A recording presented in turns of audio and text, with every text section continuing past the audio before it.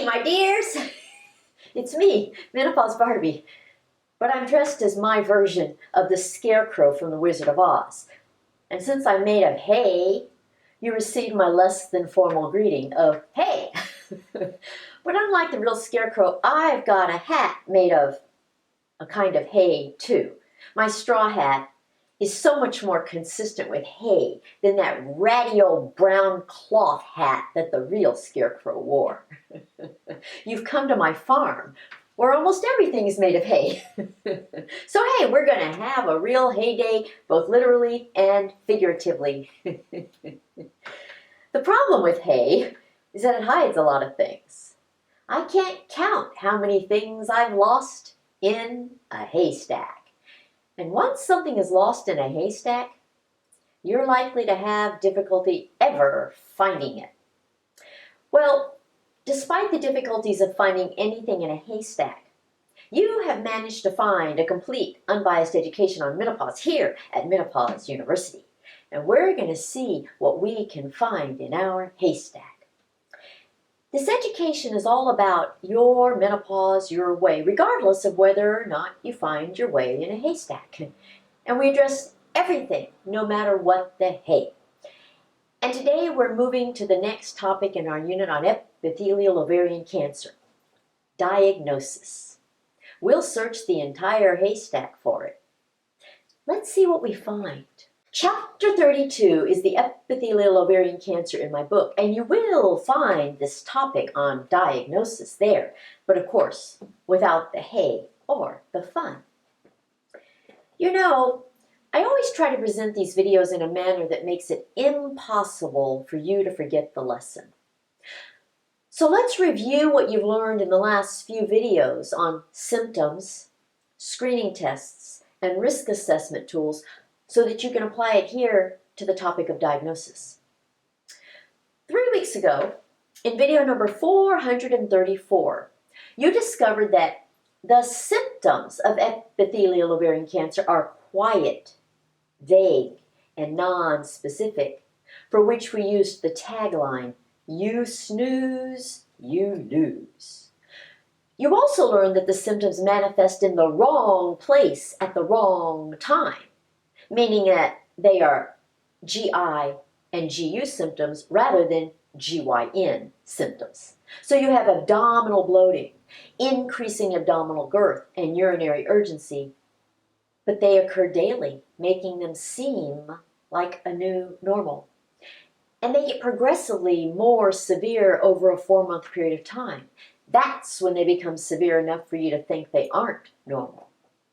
But by then, the cancer is at an advanced stage. So the timing of the symptoms is too little, too late.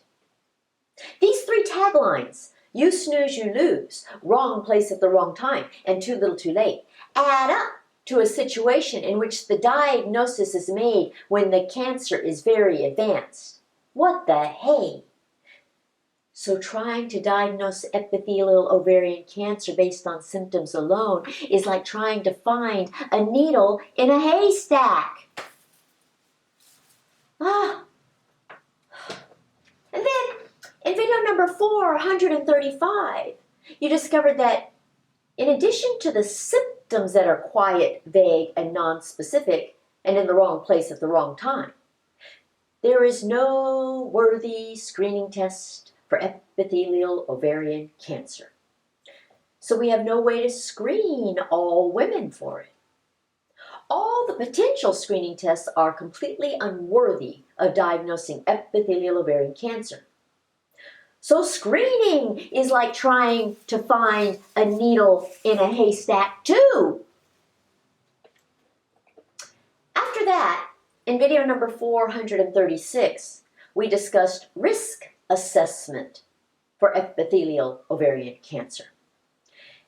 They are merely combinations of the already unworthy screening tests, and they are utilized as if 2 unworthy tests make 1 worthy test. None of them is worthy as a true risk assessment tool. They do not give you a diagnosis at all. But instead of assessing the entire female population, They assess only those women with known ovarian swellings. And they only serve the purpose of assessing the likelihood that any given ovarian swelling is malignant rather than benign. So risk assessment merely tries to predict which women with ovarian swellings warrant referral to a gynecologic oncologist because they are suspicious for malignancy. This means that risk assessment presents yet another situation akin to trying to find a needle in a haystack. And for postmenopausal women, risk assessment does not change the fact that all ovarian swellings are cancer until proven otherwise. All ovarian swellings in older women warrant surgical removal. But that needle has been completely lost in the haystack. Completely lost. It's way down there somewhere, never to be found again. With the current state of affairs, though, there is nothing available to detect epithelial ovarian cancers in the precancerous or early stages.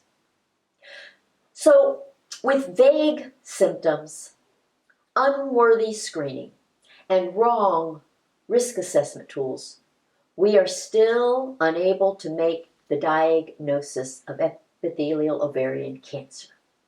What the hey? Tisk, tisk, tisk. This, my dears, is precisely what makes epithelial ovarian cancer one of the absolute worst cancers of all. It boils down to the cold hard fact that we rarely diagnose epithelial ovarian cancer early. It is a true example of trying to find a needle in a haystack. Here's the typical scenario leading to a diagnosis of epithelial ovarian cancer. You present with GI and GU symptoms such as abdominal bloating, increasing abdominal girth, and urinary urgency. Since these GI and GU symptoms suggest an abdominal problem, you usually get an abdominal ultrasound first. Well, the abdominal ultrasound is typically suspicious for a problem in your pelvis rather than only your abdomen. So that indicates a need for a pelvic ultrasound, which occurs second. A pelvic ultrasound can be done through either your belly or your vagina. If it's done through your vagina, it's called a transvaginal ultrasound. The transvaginal ultrasound is much more accurate for purposes of assessing an ovarian swelling consistent with epithelial ovarian cancer. And typically, the transvaginal ultrasound shows an ovarian swelling. But there's nothing after that, short of major surgery, that can confirm or refute the diagnosis of epithelial ovarian cancer. Hey, that's just plain drastic. In essence, you go from trying to find a needle in one haystack, for which you're unsuccessful, to trying to find another needle in another haystack. You might have some of the biomarker labs I discussed in the last video, but they are not worthy of designating an actual diagnosis. The most they can do is suggest a likelihood of malignancy.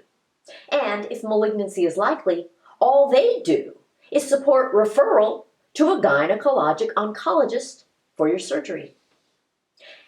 At that point, you're still looking for the needle in the haystack.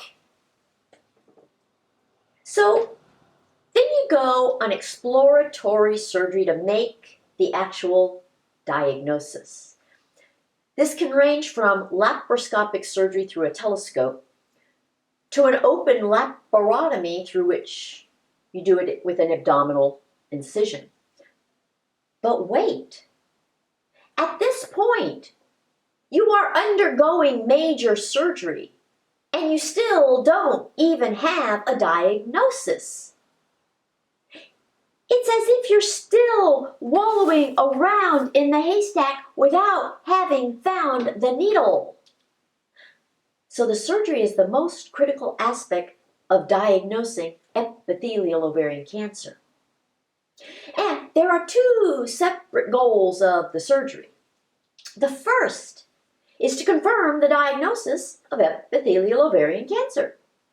And the second is to designate the grade and stage of the epithelial ovarian cancer. Let's address each of these. First is confirmation of the diagnosis.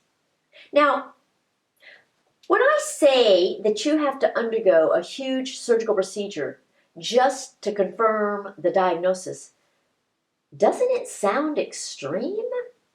Doesn't it resemble looking for a needle in a haystack? If that's not like looking for a needle in a haystack, I don't know what is. So the very first goal of the surgery is to confirm a diagnosis of epithelial ovarian cancer. You go under anesthesia and have an actual surgical procedure just to get a diagnosis. In other words, the only thing that enables you to actually find the needle is surgery. Finally, we have a diagnosis. Now, the second goal of surgery is to perform procedures that will determine the grade and stage of your cancer. As you've learned in previous units on cancer, the grade and stage of the cancer actually constitute part of the diagnosis.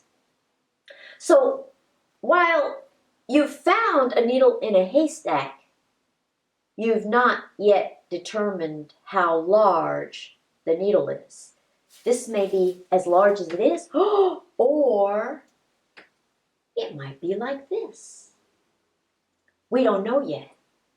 The size of the needle gives us the necessary details of the diagnosis that will ultimately dictate your treatment. It's all about the size of the needle.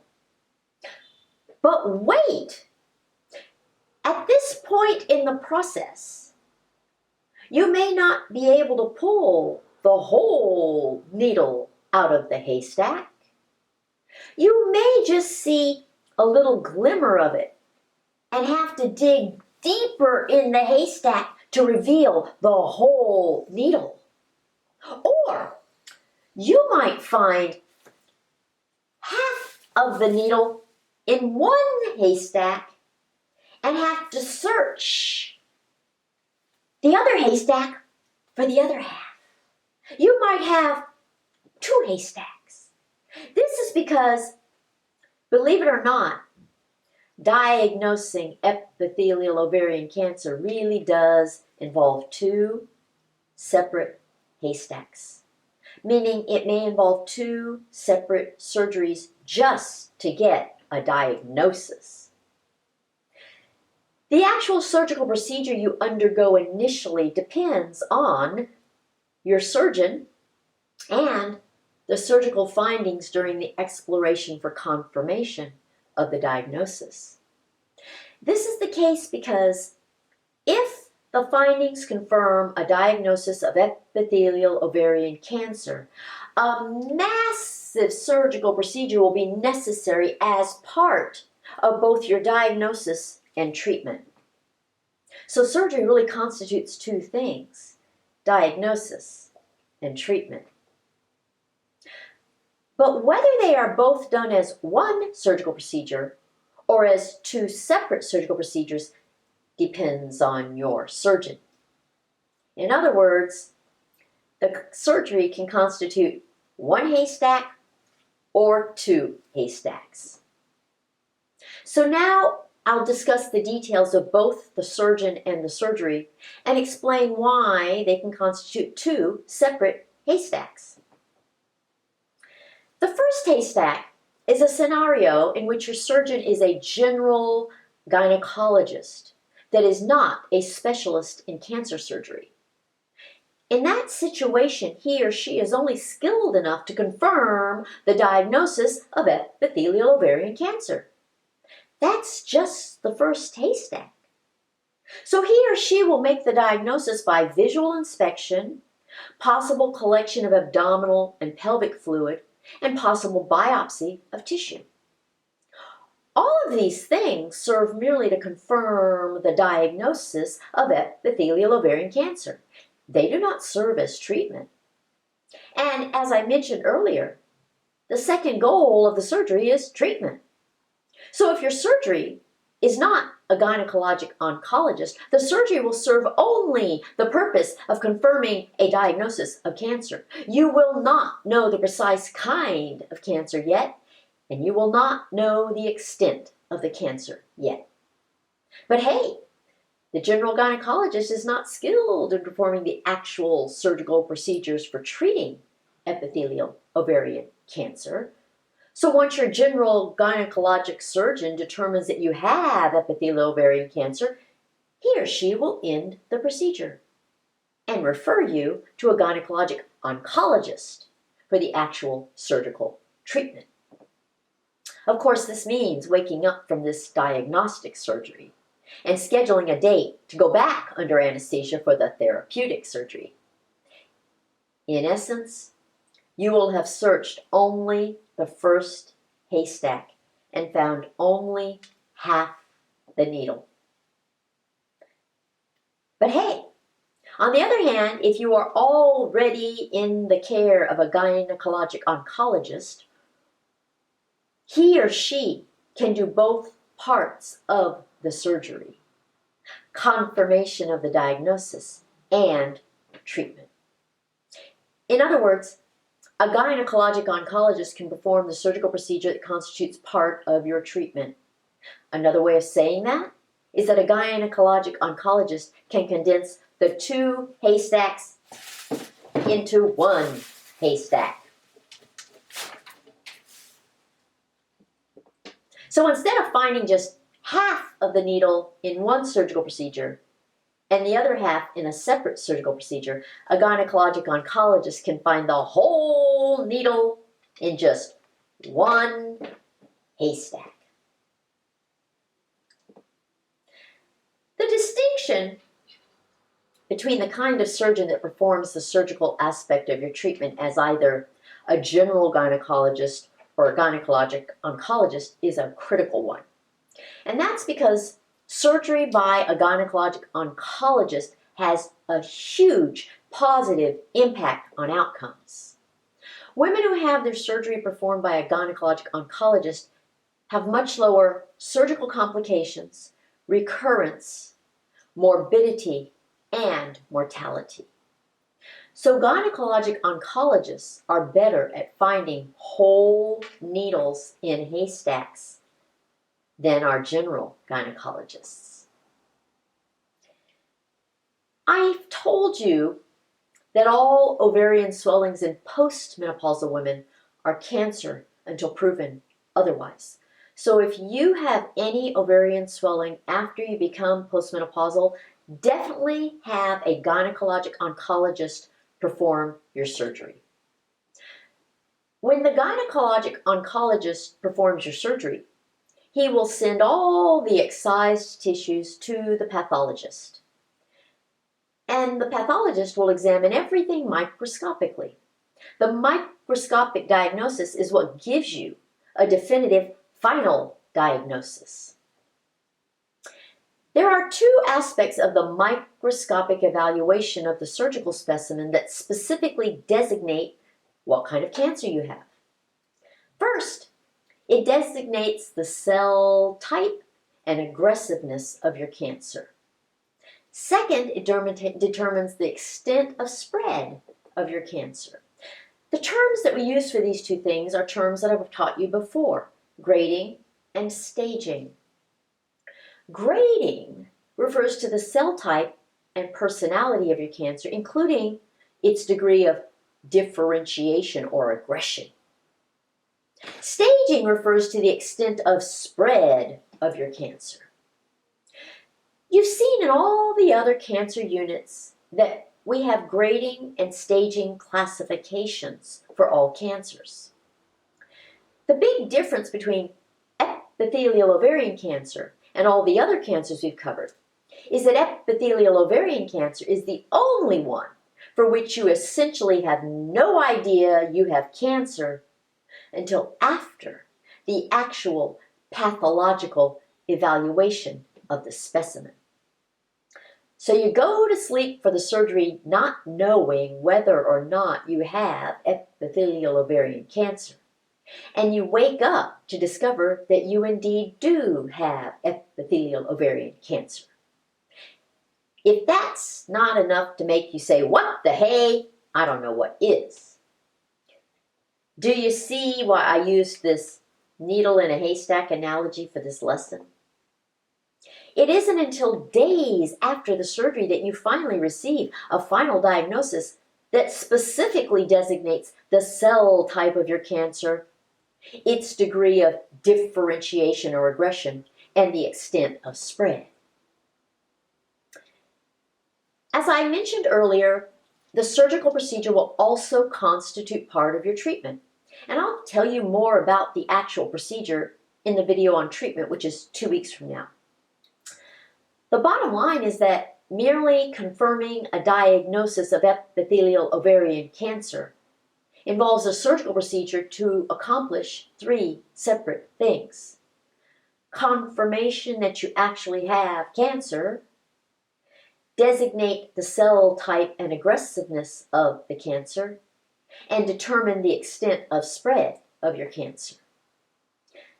So not only is merely making the diagnosis like trying to find a needle in a haystack, the surgical procedure itself can consist of either 1 or 2 haystacks. And unfortunately, in the vast majority of cases, the cancer is at a very late stage at the time of diagnosis. So the diagnosis of epithelial ovarian cancer is a very difficult one to make. It is truly like looking for a needle in a haystack. There are no early symptoms. The symptoms that do develop are GI and GU rather than GYN.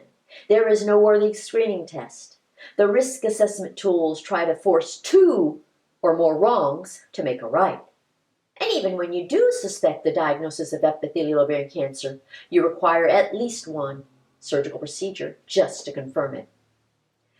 But all of this adds up to a situation in which, for the vast majority of cases, by the time you get a diagnosis of epithelial ovarian cancer, it's over. In other words, it's at a very late stage, and it's usually fatal. We diagnose epithelial ovarian cancer at 1/10 the rate of breast cancer.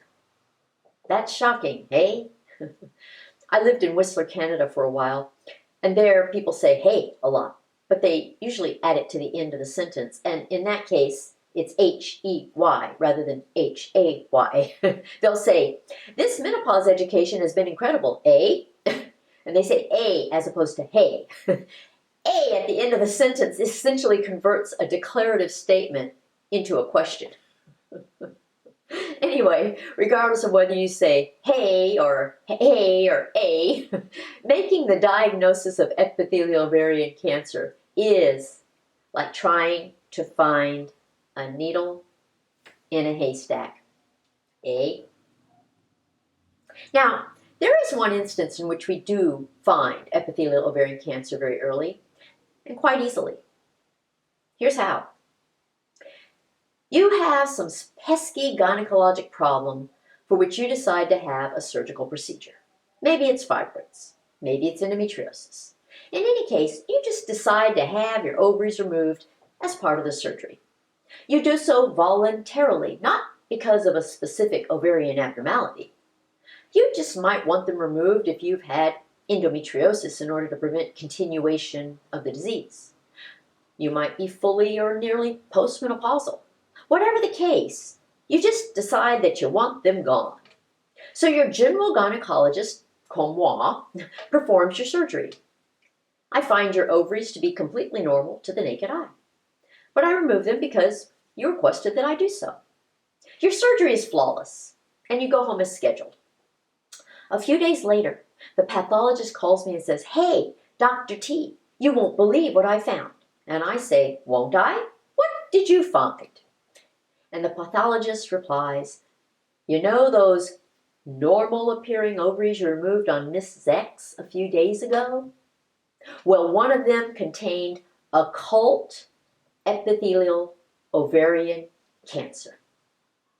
In other words, your ovaries looked completely normal to the naked eye until the pathologist examined them microscopically under the microscope.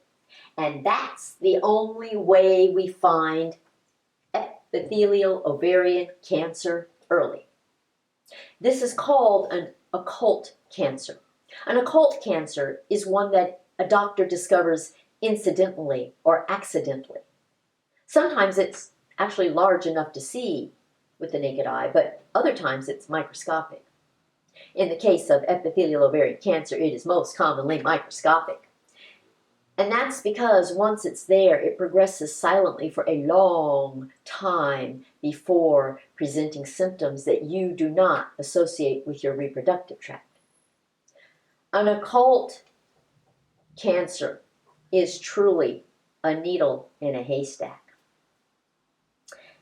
You know, I could have created this video using a bobby pin in my hair rather than a needle in a haystack. But more people are familiar with needles in haystacks than with bobby pins in curly hair. Just suffice it to say that if I put a bobby pin in my hair, there's no telling when I might find it again. So, your summary for today is that the diagnosis of epithelial ovarian cancer is a very difficult one to make. The symptoms are vague, late presenting GI and GU symptoms rather than GYN symptoms. There is no worthy screening test. There are no worthy risk assessment tools. Confirmation of the diagnosis requires at least one actual surgical procedure. And the surgery serves to confirm a diagnosis of cancer, grade the cancer, and stage the cancer. The only early diagnosis is when it is discovered as an occult cancer. So, making the diagnosis of epithelial ovarian cancer is truly like finding a needle in a haystack. If we add diagnosis to our diagram on the current state of screening for epithelial ovarian cancer, we get this.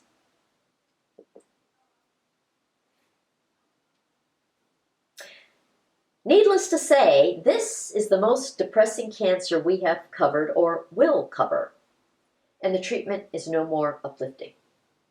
I'm sorry to have delivered such bad news today, and I apologize in advance that it will not be much better next week when I teach you about grading and staging of epithelial ovarian cancer. But you need to learn this stuff anyway, so please come back. And just remember, it's better to learn about this stuff here than it is to learn about it through experience. This education will truly save your life. I hope you realize that. A consultation will save your life too, so schedule one at menopausetailor.me. Subscriptions to my channel and newsletter will improve your quality of life. And following me on Facebook, Instagram, Twitter, and TikTok will merely entertain you. Bye, my dears.